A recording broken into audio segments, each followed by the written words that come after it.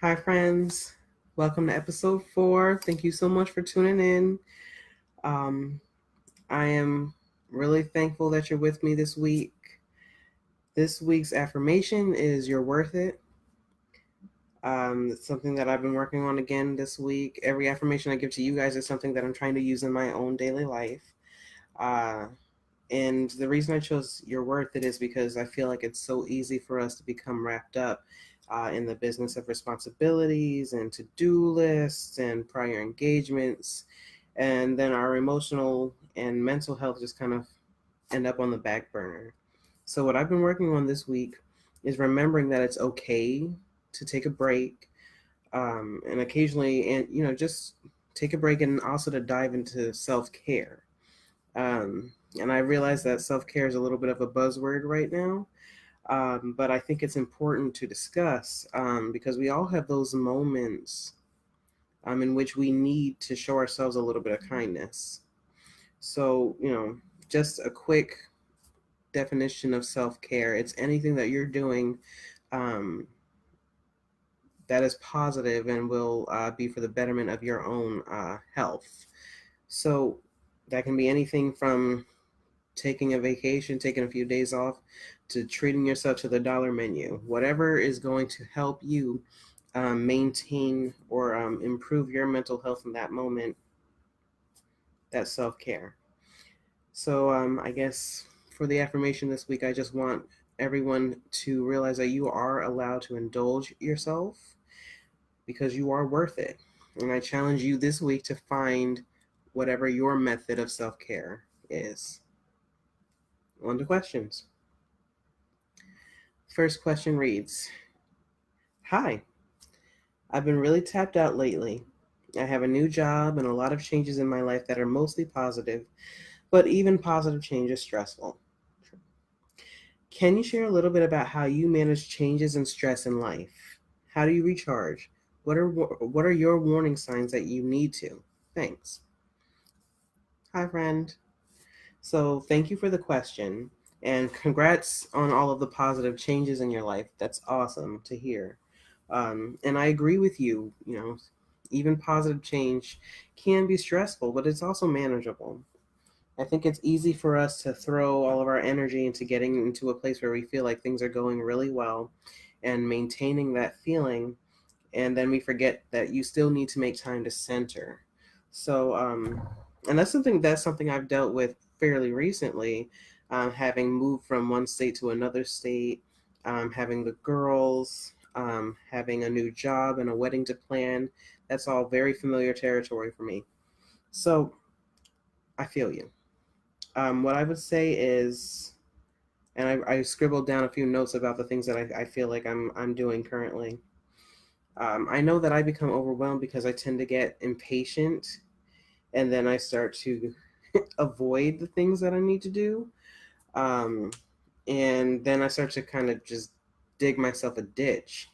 Um, and so what I found is that it comes down to making use of your own emotional support system, whether that's friends, family, mental health professionals, romantic partners, etc. and, forming that communication with them, and B, making a habit of stepping back and doing something that's just for you in the interest of self care. So I'm really lucky and I'm really grateful to have friends and a partner who I can speak to, um, and vent when I'm feeling overwhelmed. And I can also bounce ideas off of them to address that feeling of being overwhelmed or whatever, what have you. Um, and what I've also started doing was carving out time in my schedule to address my mental or physical health. Some of the things that I've been really enjoying doing are going to the gym, and increasing my energy in that way.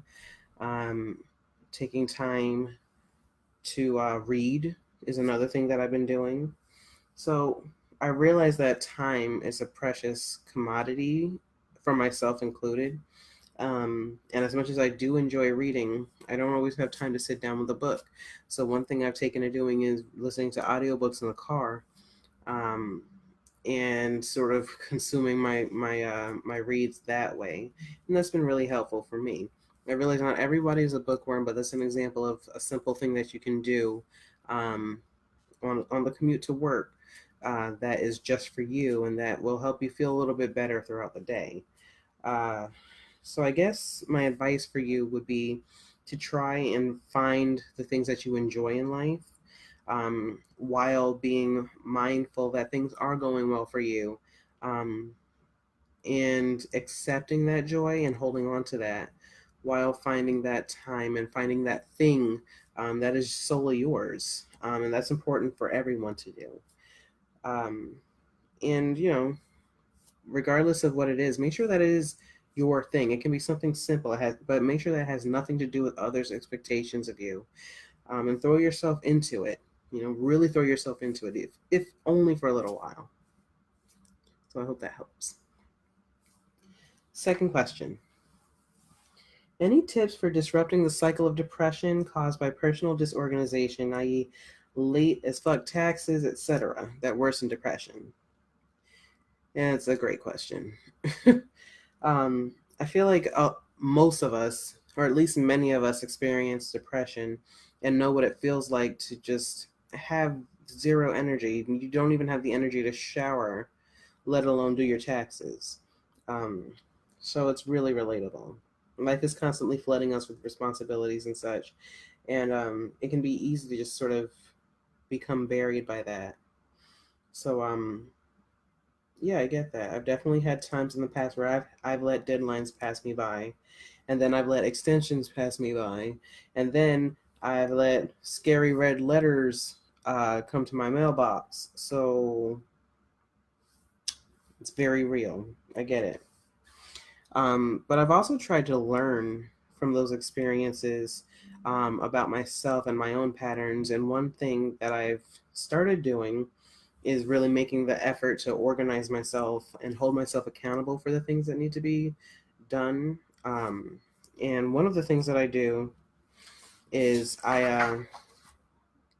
have a bullet journal. And right now I'm using the self journal with my partner, to help keep track of the goals and the things that I want to accomplish. I'm not 100% successful all the time, but one of the things that I found is that if I write down my goals quarterly, into the bullet journal, and then I break down those goals into monthly, weekly, daily goals, it helps a lot. And what I usually do is I create a plan that way, and I also add that plan, by day and by week and by month into my phone and into my computer, so that my calendar just pings at me whenever a deadline is coming up or whenever a new project needs to begin. And for me, I find that that helps. And that may not work for the next person, but what I would say is to try and look at your patterns and see, from the times where you have found yourself to be particularly motivated and particularly organized, what has worked for you, and figure out a way to, give yourself cues to make sure that you're on point, even when you are having a difficult time. Because I get it, it is difficult. Um, so I guess the last thing that I would want to say is that even if you end up with your plan and you can't take like an entire day to address your responsibilities, even if you take an hour, even if you take 5 minutes, that's something. Because depression is it's very real, and it's difficult and it's oppressive. So whatever little bit that you manage to get done, give yourself some credit for that. Take some pride in that because not everybody is able to do that. So just be gentle with yourself. Okay, you're wonderful. I hope that helps.